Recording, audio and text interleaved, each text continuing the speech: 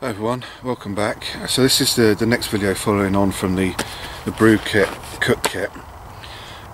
Just to give you an idea of what additional items I'm going to be putting in my bag to take with me when trips maybe get a little bit longer and I want additional capabilities maybe for more people. And the first thing that usually will go in after the brew kit, cook kit, is the Crusader mess tins. And again, these are not cheap. I think this one cost me about 16 quid at the time, but they've gone up in price since then. But again, it's an absolutely bomb-proof bit of equipment that I absolutely love, and I've used the other mess tins like the aluminium ones and different variations for a while, but I always seem to come back to this one.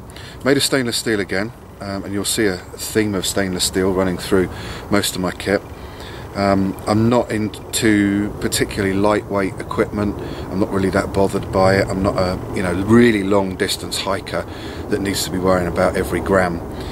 What I want is really good, bomb-proof, value for money, equipment that's going to last me a long time. I spend 2-3 days out in the woods quite often with my brother and that kind of thing, and this is the sort of stuff you don't want to be stepping back and treading on and crushing. So the Crusader mess tin, you've all seen these before probably, has a fold out handle.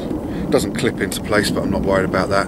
It is nice and long so that you can just put it in the coals and not have risk of burning your hands on it. And of course it's got the lid that opens up, and I've got some pasta in there and sauce for lunch, and the lid has a handle that extends out like that.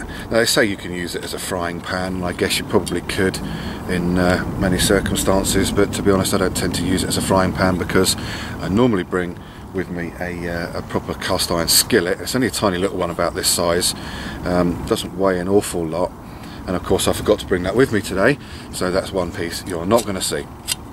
But that's the Crusader mess tin anyway.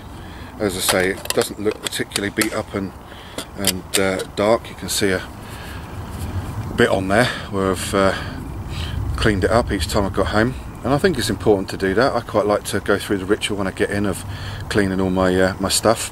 And the knife and fork set goes in there, nothing special, I'm not going to bother showing you that, it's just a simple knife, fork and spoon set. Then the next thing on the list that I'll add if I'm going out for a bit longer is the Zebra Billy Can, and this is the 14cm version. As you can see, I've still got the sticker on it. It's been used a little bit, but again I clean it up when I get home. This thing is big enough to boil enough water for me to have a brew, and also enough water to put another brew into my flask, which is was always pretty important for me. I've taken the clips off it. I'm not too worried about this handle. That can stay on there. It packs down quite nicely, and indeed when I add this on top of it and sit that on top like that, the handle, I just move that forward, it does actually lock the Crusader in place quite nicely. It just squeezes in there, no problem. I know it's not exactly round on the top, but who cares? It locks quite nicely in place for storage. I've left the pan inside. I haven't done anything like drill holes in it. I'm not a believer in doing that. I think it's too good a pan to go drilling holes in it. What I do have in there is just a cut down pot gripper, so that it's nice and easy to lift the pan out, put it on the fire, lift it out again. And in there, an absolutely essential bit of equipment that I will not leave home without, the funky spice.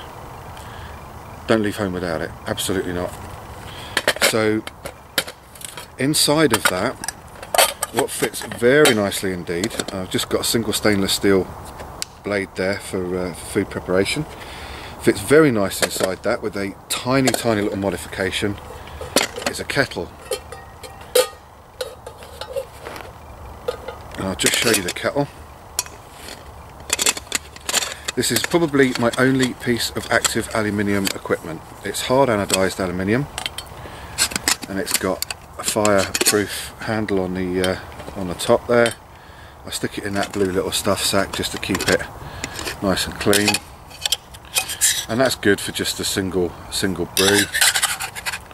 In there I've got some additional spice, some curry, I've got some chili flakes, not many left in there, But what I also have is a Brillo pad. Doing a bit of washing up. Got some oil, not a great deal of oil left in there at the moment, need to top that up as well. And then inside the kettle I also have a little camp kitchen which has got mustard, Tabasco and tomato sauce. So that one lives in there as well, along with the oil, and it's no hassle just to take it all out. Sits in there quite nicely, takes up not a lot of room, and sometimes I just get the kettle out and just have a quick brew in the kettle, or I can use the kettle while I'm using the pan for a meal for two, like a stew or something along those lines, and it fits in there. Sugar fits in there beautifully. What I forgot to show you, I won't take it out of the bag again, is I have just snipped a tiny little bit off the spout of the kettle so that it does fit inside the Zebra. Let's turn that round properly. That goes back inside the Zebra like that, and then that fits on there beautifully. And as I say, I can mix and match with those. So really, that's my my cooking utensils. Oh, I forgot to put that away. I'll do that in a minute. So that's my my cooking vessels, and that gives me a lot of options. So it'll depend on if I'm going out for a day, 2 days, 3 days, how many people might be there. In terms of additional extras, I do have, and I've just recently picked out of the loft, this Coleman Peak 1 burner. That is a fantastic little stove. I'm going to do a little video on that one, how to set it up and use it, but that's to come later on. That's not one I've used yet while I've been out in the woods, but it's certainly going to be an addition to the kit that I'm going to take along with me. But the next one I'm really excited about. Now this is going to stay in my bag all the time. This is going to come out of me regularly, whether I've got the ribs pack on, whether I've got the small day pack, my Bergen. Everywhere I go, this is going to go. And it's the folding Firebox with your two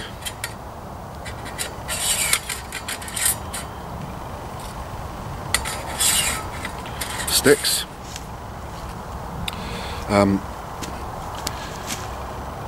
This is not going to be a review video on this one. I've been looking at wood burning stoves, multi-fuel stoves, stoves that I can use as a windshield, that I can put the Tatonka burner in if I want to. I've been after one for a little while, but there's always been something about what's been on the market that I've seen before that has put me off them.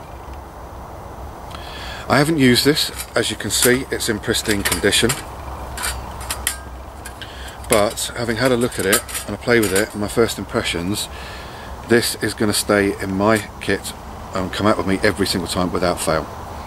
I want to say a huge great thank you to Steve at Folding Firebox, and I want to offer my congratulations to his new young son Luke. And how appropriate is that he should name his son Luke, with my channel being Jedi Knight of the Woods. May the force be with you. All the best, Steve and Luke. Absolute gentlemen, pleasure to deal with. Answered all my questions, and I asked him some fairly difficult questions about this. I'm going to do a separate review on this, and it's going to come up soon. I'm off to San Francisco for a week, so it'll probably be when I get back from San Francisco. But I'm really looking forward to this. I know there are other things out there like the wood gas stoves, the honey stoves, the hive extensions, all those different things, but this excites me. So watch out for that one to come. And I've also got the extension kit for it. I've got an additional 2 fire sticks and the boilerplate for the GSI or Tatonka mug, and I've also got the grill top in there as well. So I've gone for the slightly extended kit over and above just the basic. So that's that one. The next thing to show you as well is just an item I picked up at the Bushcraft show not long ago, and I decided to add a folding stainless steel trivet type thing. It can either be used with the legs folded flat just on two logs or rocks, It can, you know, take the Crusader or take the Zebra nicely, no problem at all. But I just wanted something that would be available should I only be staying in one place for a little while. I didn't want to go to the extent of cutting down branches with Y sticks, forming hangers, all that kind of thing. For its price, for its weight, you know, I'm more than happy to stick that in my bag for a 2-3 day trip as well. It's quite versatile to use as a grill, good bit of kit, so that's going in the bag now as well. I've got that one from the Bushcraft show. So that is about it. As I say, it's pretty modular. I can add and take away as I want to. They all have a real part to play in my bag. There's quite a lot there. I like stainless steel. Titanium's too expensive. Aluminium, you know, there's a lot of stuff going on about the effects it's having in terms of leaching when you cook with it. So it's bomb-proof stuff. It's relatively inexpensive. I love it. That's my cook kit. That's my cook equipment. Any questions? Feel free to send them through. Thanks very much for joining me. See you in the next video.